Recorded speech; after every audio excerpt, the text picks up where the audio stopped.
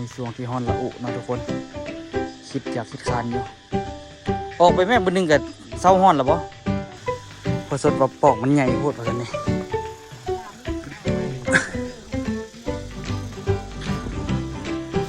อีพ่อกับเห็ดปอก8ลองเบิ่งเอาไม้เห็ดลองเบิ่งเนาะเดี๋ยวสิไปลองสุดเบิ่งพอสดกำลังตีแบบคือสิเทอยู่คือผสมปูนอยู่ผสมปูนเป่าหนึ่งกับเป่าปลายนี่แหละ2 คานนี่สบายดีทุกคนสบายดีตอนสวยเด้อสวยมื้อนี้เฮากะบ่มีหยังหลายทุกคนเนาะมัดเหล็กอย่างเดียวเลยตอนนี้ตัวตัดเหล็กแล้วหมดละขดเหล็กเมื่อคืนนี่แล้วหมดละมื้อเช้านี่เนาะแล้วหมดละแล้วก็ตัดเหล็กแล้วก็พอสดมัดเหล็กตัวนี้แล้วไปทั้งหมดอยู่2 อันแล้วทุกคนเนาะแต่ก็สิได้อยู่1ใส่อยู่ประมาณ4 อันเนาะ1 2 3แล้วก็4นี่เนาะเป็นคานใหญ่ไว้สั้นๆแล้วก็สิมีคานน้อยอีกเนาะแล้วตัวที่ได้ออกไปซื้อเล็กอีกอยู่เล็กคานน้อยเนาะเพราะว่าตัวซื้อเล็กซุนก่อนทดเอาหัวจอยเอาไปเฮ็ดลักหัวละตัวจะไปซื้อใหม่เนาะตอนนี้นี่ก็ขี้เกียจเฮ็ดเสาแบบว่าต่อเสาน้ำเนาะมัดเล็กต่อเสาน้ำมัดขึ้นประมาณจากอีกแมตรหนึ่งเนาะก็สิเป็นประมาณ1.40 นะทุกคนซึ่งไปต่อกับเล็กหัวเสาเก่าค่ะเนาะแต่ว่ามันมีพวกตัวตัดนี่เนาะมันก็จะมีพวกตัวโกงนี่เห็นบ่ส่วนที่เหลือก็จะเป็นประมาณนี้ที่ตัวตัดใส่คานเนาะส่วนหนึ่งเขาก็ไปกอดเสาได้แล้วเนาะทุกคนส่วนนี้นี่ก็ตัวก็สิมาโกงแล้วก็สิเอาไปเฮ็ดมัดใส่หัวเสาได้ต่ออีกเนาะแต่ว่าใช้วิธีการดัดแบบใช้บ้าพลังอย่างเดียวเลยใช้พลังในการดัดเนาะดันเล็กให้มันซื่อ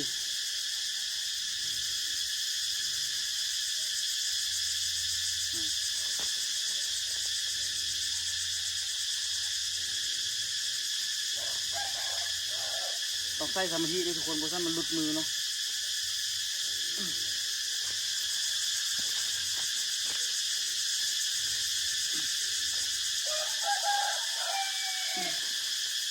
ใช้พลังสมควรในการดัดเหล็กตัวนี้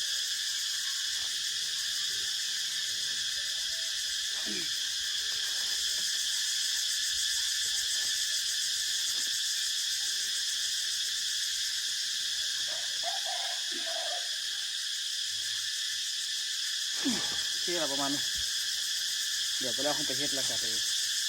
ตัดประมาณ1.40 มันจะมีส่วนเหลืออยู่เนาะอันนี้มันประมาณเกือบ2 เมตรได้เนาะตัดให้เหลือ1.40แล้วก็มัดเวลามัดให้จริงจองเส้นเล็กเอาให้มันซื่อเอามันจะสิได้อยู่2 อัน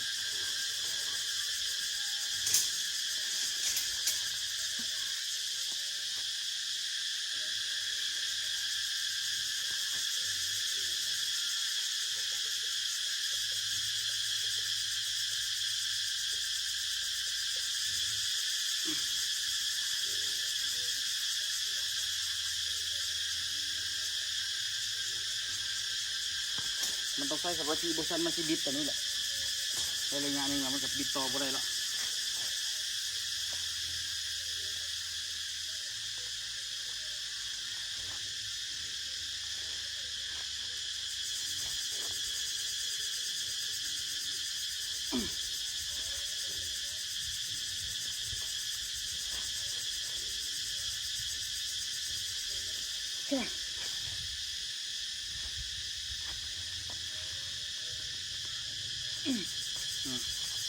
ประมาณนี้เนาะ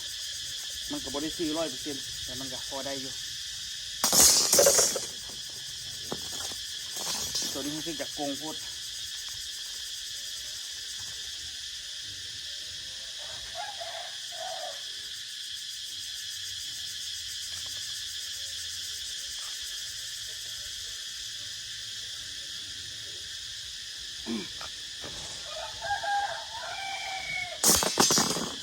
ให้มันซื้อแท่งก็ซื้อหรอกทุกคนเล็ก10 ปลายโตเนาะตอนนั้นไม่เห็นตอนนี้นี่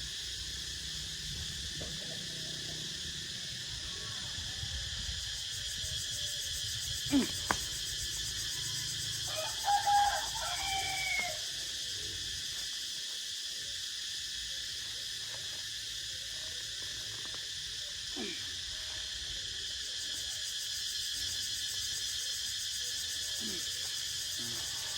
ริ่มกินมือละ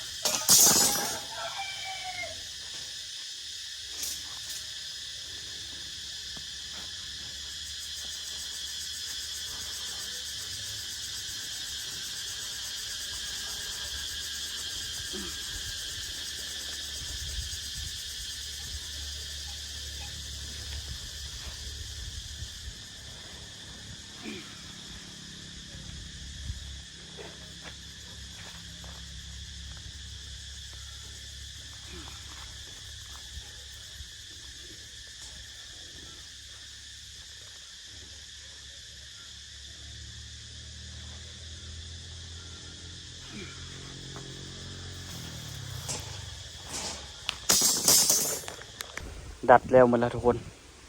พอสดกับมัดเล็กต่อเหลืออันหนึ่งสองอัน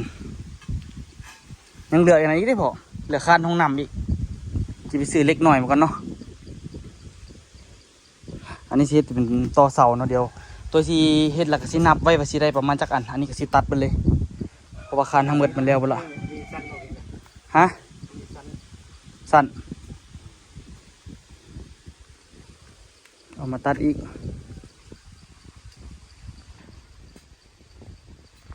เดี๋ยวตัดตัวให้พอสดก่อน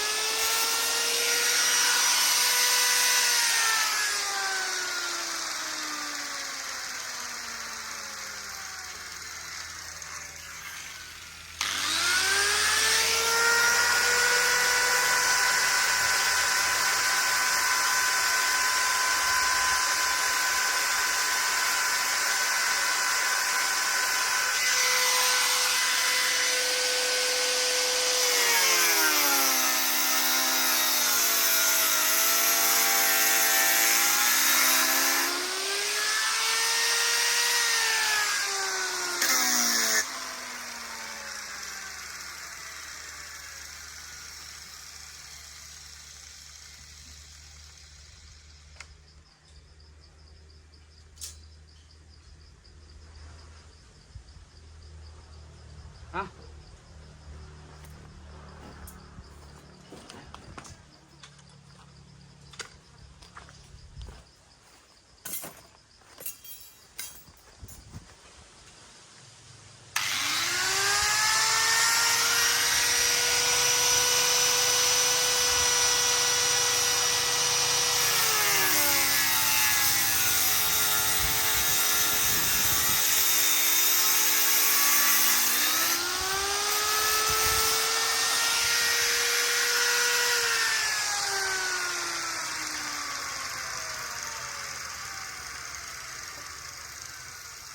อันนี้มัดไว้อะนะเฮ็ดโต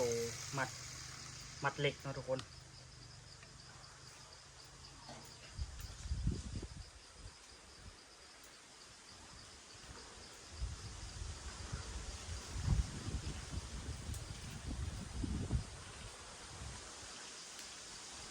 เดี๋ยวนี้สิตัดให้มันแบ่งสองส่วนเลยยาวกับยาว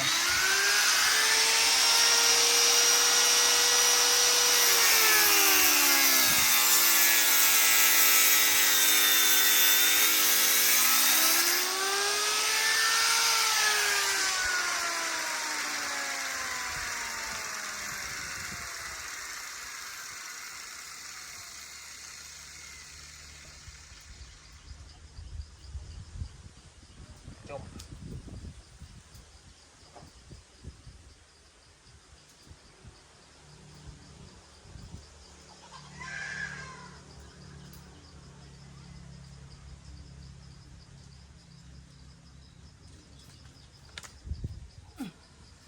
เดี๋ยวตัวที่เอาเหล็กที่คดมาที่เป็นเหล็กกันนะ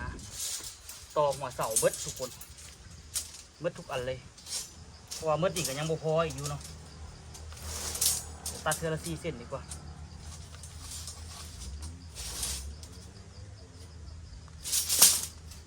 เทละหลายเส้นได้ก็ได้ ที่เอาแน่นอนหรือที่เอาแมทนึงแน่นอนที่ แมนแมตหนึ่งก็จะเป็นเท่าไหร่วะ2 เมตร60เอ้ย3 เมตร 60 แต่แมท40ที่ ฮะ คือว่าเหลือ2 เมตร 40อยู่หั่นน่ะเสาน่ะ เอาไปแทกเบื้องดีๆไหมไปบ่เสียเวลาไป แทกตรงนี้เขาแทกตรง แทกนำกันเลย เพื่อไปแทกอะไรหรือวะเนาะ บ่ได้ไปแทกมาแล้วทุกคนเมื่อกี้ได้2 เมตร2 เมตร 60เนาะเสาแล้วเขาจะเอาอีกเพิ่มขึ้นตัดเลยอีกเมตร40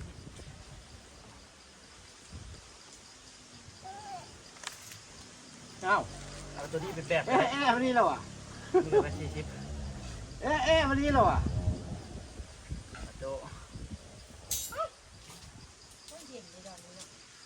เย็นบ่นี่ก็ พวงนี่ดิ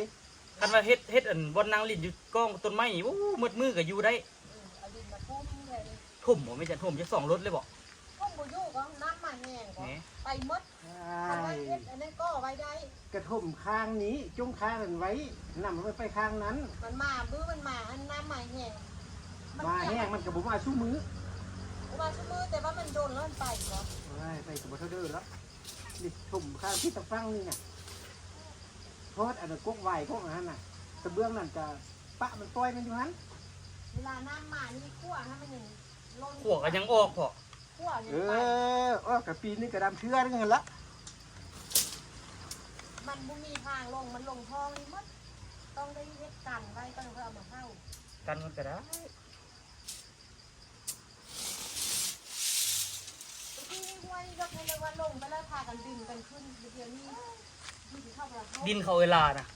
ผมนี่มืดก็ตะกี้มันเลิกกว่านี้เขาถมดินทางเทิงพุ่นแล้วน้ำมันไหลลงมานี่นะ ห้วยนี่ห้วยอ่างน้ำเลย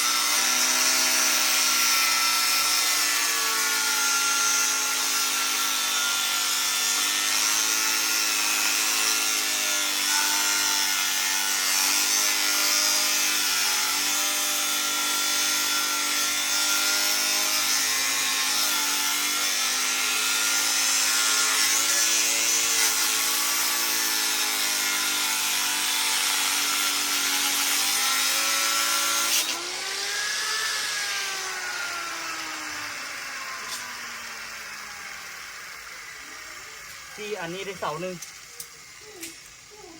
เสาหนึ่งละเ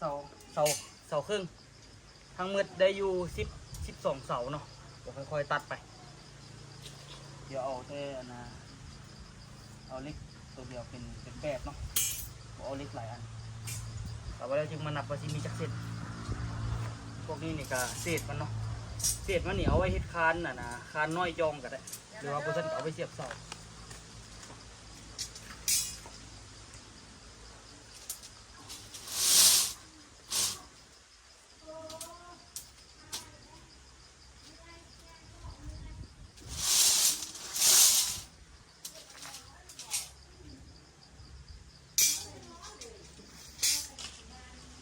คนอื่นละสวยละขอละนอนตัวเองละห้าวไปเลาะ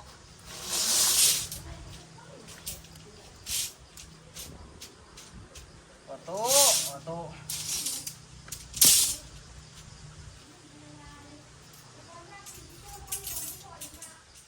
สวยตัวแหละจะบ่ได้อยากนิ่งคือดอกแต่ก็ได้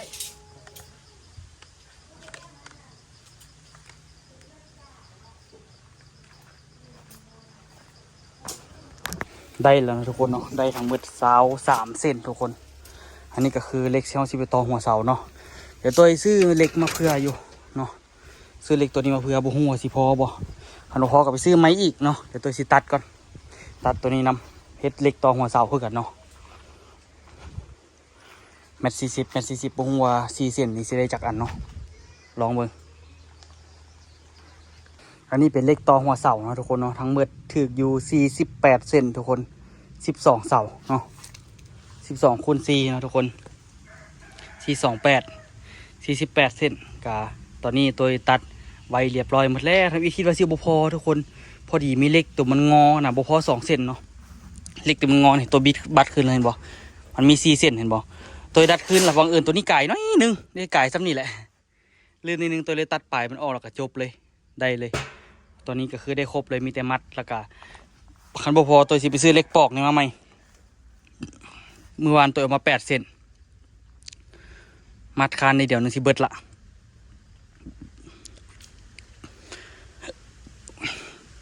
เดี๋ยวสิออกไปซื้ออีกเนาะไปซื้อเหล็กปอกอีกลองหัดไปก่อนมื้อนี้เอาคันหมมาหัดดีๆแล้วก็มา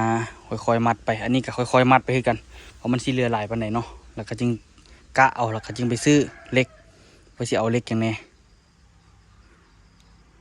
มัดก่อนเด้อทุกคนเด้อตอนนี้1 2 3เหลืออันนี้อันสุดท้ายละเหล็กคาน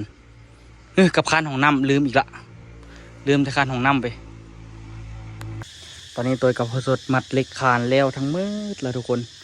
1 2 3 4 คานตอนนี้ก็คือจบสิ้นเนาะคานของเราแต่ว่ายังเหลืออันนี้อีกหลายเทปอยู่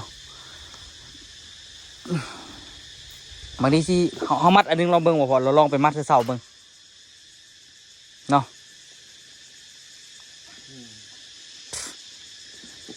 ป่านนั้นนะไอตัวโน่ ส่วนสิตอบ มัดเม็ดนึงเนาะ ฮะมัดเสานึงลองมันก่อน บ่ลงบนมัดตัวนั้นเม็ดนึงสิดีบ่เอาพวกเส้นน่ะ กะเอาเสื้อแต่ลุ่มกระเทิงเลยตี จะรุ่มจะพึ่งไปเลย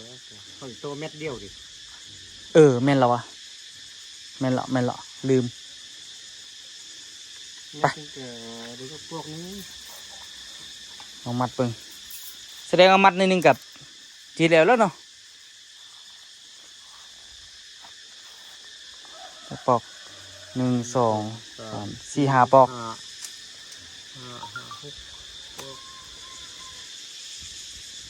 มัด5 ปอกก็ได้เม็ดนึงแล้วทุกคนไปเดี๋ยวเขามัดลองอันนึงเราไปลองมึงไปในช่วงที่ฮอนละอุเนาะทุกคนคิดคานอยู่ออกไปแม่บนนึงกับเสาฮอนหรอปะ นี่ทุกคนเนาะมัดเสากับซีได้ประมาณนี้เนาะไปตั้งเขากับซีได้เส้นเหลือมันกับประมาณนี้อันนี้กับซีเทประมาณนี้เทปูนขึ้นมาอีกเนาะเสริมขึ้นมาอีกให้มันสูงขึ้นไปเนาะมัดเหล็กไว้เรียบร้อยแล้วทุกคนอันนี้เขาเสียเป็นรองใส่ยักเสาหนึ่งที่จริงมันก็ได้แหละมั่นใจว่าได้สบายมันมีเหล็กเก่าที่มันแนบขึ้นมานี่มันอาจจะประมาณที่พี่แหละมัดใส่กันเนาะเพิ่มขึ้นไปอีกแต่2 ปอกนึงงัดดีๆเอาอย่างไปงัดแล้วก็แป้งหัวเสาดีๆแล้วก็ต่อใส่กันเนาะ4 เส้นดีๆเอาลวดมัดหลายๆงานให้มันแน่นๆไม่ประกบเทประดันเอาเตอร์เนาะเอาเตอร์สิไปเทช่วยโอ้สิไปช่วยนะโอ้เอาเตอร์เฮ็ดเป็นซะบ่เอาเตอร์ก็เฮ็ดเป็น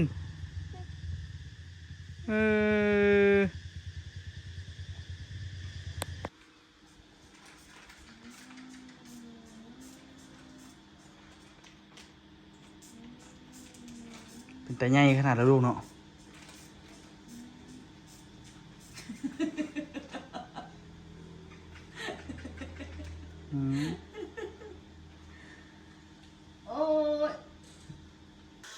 พอสดว่าปอกมันใหญ่โพดว่าซั่นนี่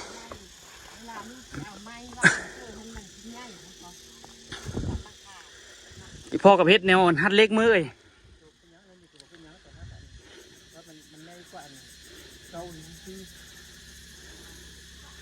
เยอะกว่ากับจิเป็นยังเขากับโคตรเล็กตัวนี้จะเอาโคตรเล็กทำอิฐนี่นะออกเอา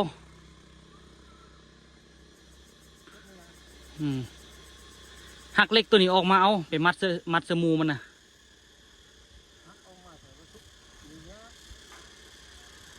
ชุบไปเสือ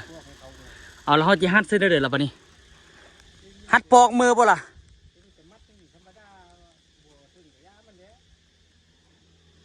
หัดปอกมือกับใดก็บริยากก็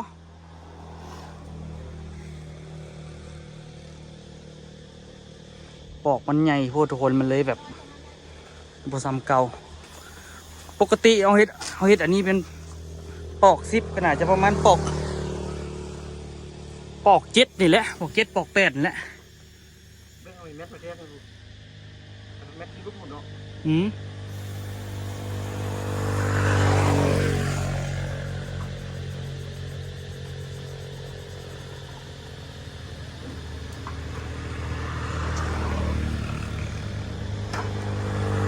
คนเนาะเล็กเอาสิตอกับประมาณนี้แหละ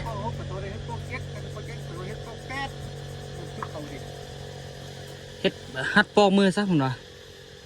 เนาะมันยังหลายอันอยู่ดิหลายเสาอยู่ดิเอาเฮ็ดมันพอดีเลย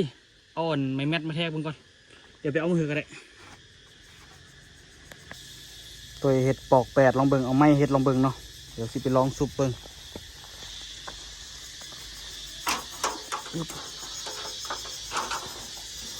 อันนี้เป็นปอก8เนาะแต่คืนนี้ก็เสี่ยวอยู่มันขึ้นบ่ฮอดเครื่องซ้ำ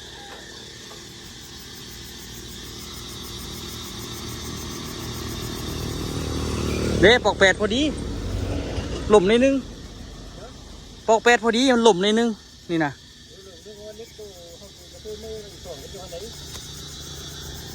ถ่ายพอผมครับอันนี้8 คูณ 8ซ่อนกับพอดีต่อแห้ง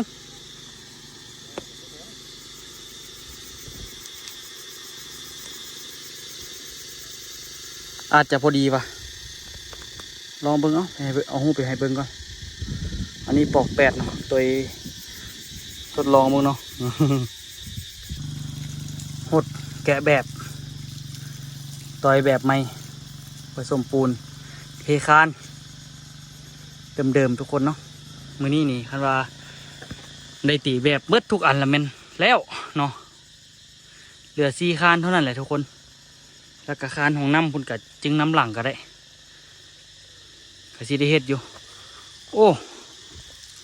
มือเศร้านี่พอจอยแบบนี้โบจักนี่ปรับนาดินไม่แน่พอปรับนาดินแหละคือว่างามเว้ยมือเศร้าพอจอยปรับนาดินนี่คักอยู่ได้เรื่องอยู่ตัวนี้สบายนะวันนี้เนาะ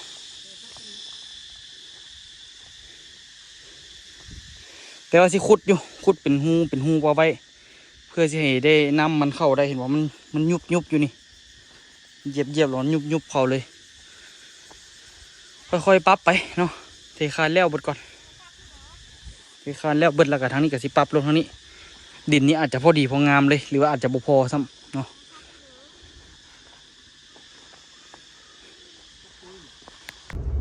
สาวมองเบิ่งกันนะก็ออกมาซื้อเล็กเนาะทุกคนเด็กน้อยเขาเจ้าลินน้ำหัวดำแต่แงบน้ำคุณ ขี่มาบริเวณน้ำซานมันฮ้อนได้ทุกคนเนาะตอนนี้เบิ่งอุณหภูมิ38 องศาฮ้อนเข้าตอนสวยๆนี่น่าจะมีอยู่ประมาณ40เนาะ41 42เนาะตอนนี้38ก็ถือว่าก็เริ่มชินละ ไปเดี๋ยวเราเดินทางกันไปเฮือนแล้วก็ไปเฮ็ดแยกต่อเนาะตอนนี้ให้พอสดมัดเฮ็ดแบบเทคานท่าเนาะตัวมาซื้อเล็กใจแท้ก็อยากเท4 อันให้มันแล้วมีซะมืออื่นก็ยุ่งแต่เสาเนาะมี4 คานตอนนี้ที่จริงคันเขาตัวผสมปูนแท้ๆนี่3 เป่านี่ปึ๊บปั๊บนี่ปึ๊บเดียวก็แล้วได้นะ3 เป่าแล้วเนาะ4 คานนั่นนะประมาณ2 เป่าปลายซะ2 เป่าครึ่งพอดีตัวคิดว่าได้ทรายกับผมมาส่งจะเพื่อเดี๋ยวมื้อนี้กลับไปมื้ออื่นต้องสั่งมาให้ได้ไส้หลายอยู่ทุกคนทรายก็ได้เอาไปโปกข้างหน้าพร้อม เอาไปปกข้างหน้าแดไว้เทคานแดเนาะหลายแนวอยู่ต้องได้ซื้อเป็นรถหนึ่งกับแพงได้ทุกคนซ้ายกับได้ล้านหกกับประมาณ3,000 กว่าบาทสำหรับปะนะหินกับล้านเจ็ดกับ3,000 กว่าบาทกับ4,000เนาะชีวิตต้องได้สู้แห้งเงินเป็นเงินเมื่อเดี๋ยวนี้งบได้ใส่หลายแห้งเนาะพอสดกำลังตีแบบคือสีเทอยู่ลูกที่ผสมปูนอยู่ผสมปูนเป่าหนึ่งกับเป่าปลายนี่แหละ2 คันนี่2 คันก็เลยอีก2 คันกับสีแล้วมีแห้งเด้มีแห้งอีหลีเทคานแล้วนี่เบิดเวียกนักไปหลายขนาดมือซองนี่บ่เป็นตาเอาเลยปวดตลอดเลยนะมือนี่แบบตื่นเช้ามาแล้วปวดแถวนี้เห็นว่าท่านี้มันด้านจนโมโหเสียจังใดละปวดเงียกเลยกับกำปั้นกันจนบ่ได้เหลือแต่ตอเสาเนาะบาดนี่เฮ็ดให้มันไหลแล้วบาดนี่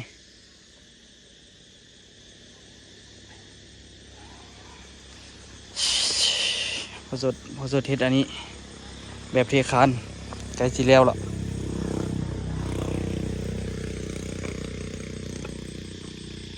เล็กกับมัดแล้วหมดแล้วทุกคนเลยยังเหลือเล็กของน้ำมันเนาะยังบ่ทันมัดจังหวะน้ำหลังอันนั้น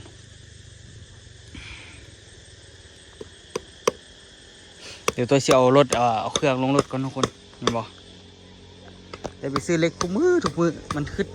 ลืมมันขึ้นบ่ออกเนาะแล้วก็เล็กปอกพวกนี้เบิดเลยเอามาเฮ็ดหัวเสาตัวเก่าเขาไว้เฮ็ดแนวอื่นเนาะตัวเก่าก็ยังหลายอยู่เด้ไว้ให้เห็นไว้ให้พ่อจอยเฮ็ดเสานั้นเสานี้ก็ได้อยู่เต็มที่เดี๋ยวสิเอาปูนนี่ลงรถก่อน3 เปาซีมังพอร์ตแลนด์ธรรมดาเอาละเด้อตอนนี้นี่กานี่เนาะปูนลบแรง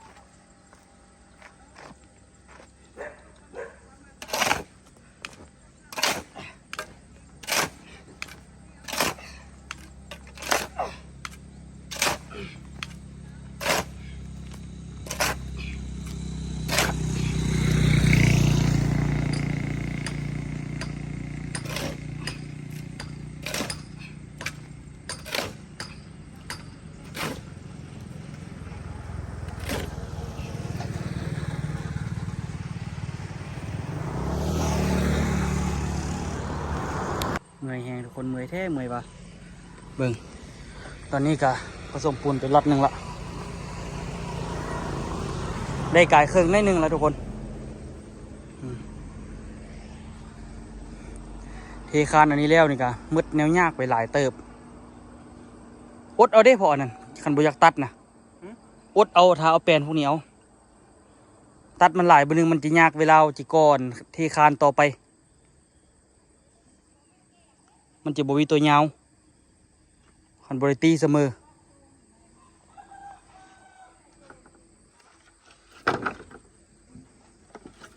ตัวนี้ก็ได้อยู่แตกล่ะเบิ่งทุกคนซ้ำมืดเลยซ้ำเวียกเลยโดยสากไฟไว้แล้วขี่คันงมละต้นตาลมาช่วยทุกคนต้นตาลข้างหลังเนาะงมตอนท้ายละตัวเฮ็ดแล้ว2คันแล้วต้นตาลพอดีมาก็เลยซ้ำซะอีก2อันมัดเล็กอย่างก็แล้วละบ่อยากงมมันหลายแนวเนาะทุกคนเฮ็ดไปก็แล้วไปซะเอ้ามื้อนี้เอาจนค่ำจนมืดเนาะให้ฮู้ต้นตาลยืนแอกดู3 2 1 เอาจนมืดทุกคนมื้อนี้ซ้ำเวียกเนาะทุกคนมื้อนี้นี่ก็ถือว่างานเทคานว่าเกือบสำเร็จเกือบ100%เกือบดีแต่ยังบ่ทันแล้วเท่าเนาะเหลือคานของน้ำแล้วก็ปรับดินแล้วก็ต่อเสาทุกคนส่วนสิบ่ฮอดจุดนี้บ่แม่นธรรมดาเลยเนาะงานนี้แหละเป็นงานที่แบบว่ายากแล้วก็ดนแล้วก็หนักหน่วงเนาะทุกคนเนาะงานเทคานนี่บ่ธรรมดาเด้อทุกคนใครที่มาคลิปนี้ก็อย่าลืมฝากกดไลค์กดติดตามช่องตัวย่อย2รอบพะเลาะได้เด้อสำหรับคลิปนี้ขอตัวลาทุกคนไปก่อนแล้วเจอกันคลิปหน้าทุกคนบ๊ายบาย มือเดียวกันลาคำเท่านั้น เบ็ดมือคลิปเดียว